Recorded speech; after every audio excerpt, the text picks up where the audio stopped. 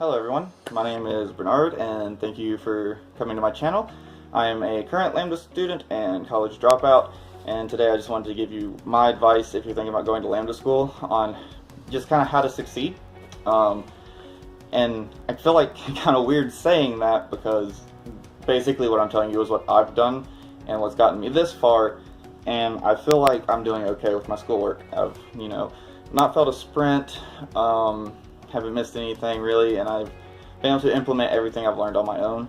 So I think those are pretty good starting points, if nothing else. But let's get into this. So my first tip would simply be to go through the training kit. And the training kit is just a web page that's linked to from the syllabus, and it literally just goes everything. Not only does it go over everything you're going to be learning, but it actually goes over extra stuff that won't be covered in the lecture. So by doing this, you get two things. You get an introduction to the topic before, having to actively learn it.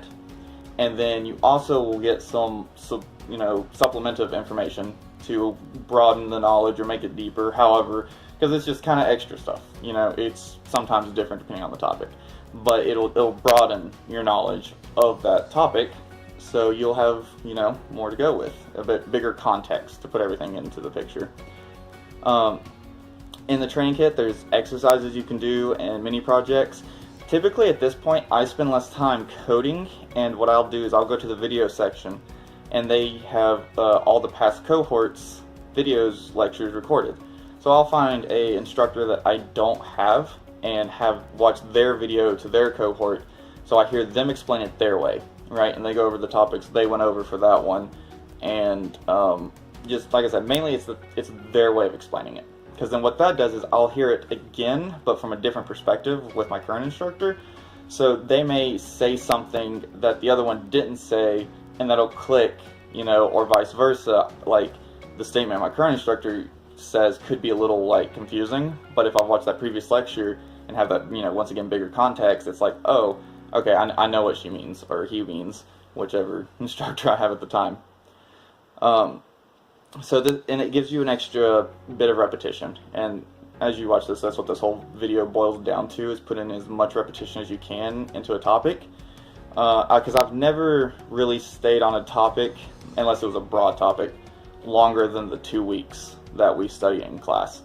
And what I mean by broader topic is I spent a lot more than 2 weeks making stuff in React, but I didn't spend more than that 2 weeks studying React Router. Even though I've continued to use it and learn things, I haven't intensively studied it since then. So then you're obviously going to have your lecture, and you're going to have some kind of project to do as your homework, right? Well, after that, you definitely want to try to do as many of the stretch challenges as you can, which, if you don't know from my other videos, the way the projects are set up is you have a list of tasks that are MVP, or for the minimum viable product. These are required to show that you can do whatever it is you're supposed to be doing. After that, you will have your stretch challenges, and these are just extra, and they typically expand on the topic, but they also usually involve something they didn't teach you in class. And that's just to encourage you to practice learning on your own, practice reading documentation, and that's the biggest thing about doing the stretch tasks. The main point I'm making here.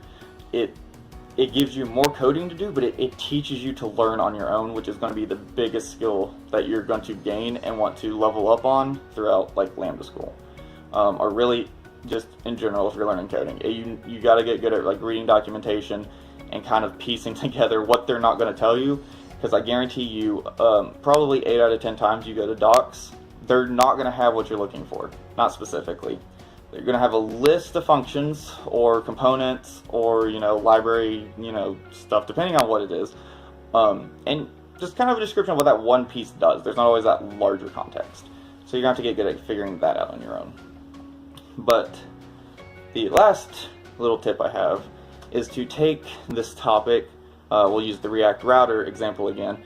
Once I got done doing the main project and the stretch tasks that I did, I don't remember if I did all of them for that one or not, I then went and created my own React application just for the sole purpose, just the main goal was to implement React Router on my own in a way that I thought of. Practice coming up with your own idea and then translating that into code.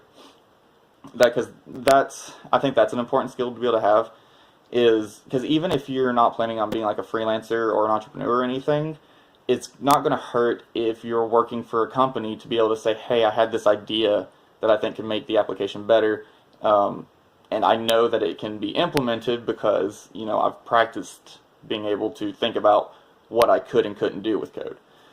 So I think that's a good skill to be able to practice in this section, and then it gives you that one more rep of, you know, for example, React Router.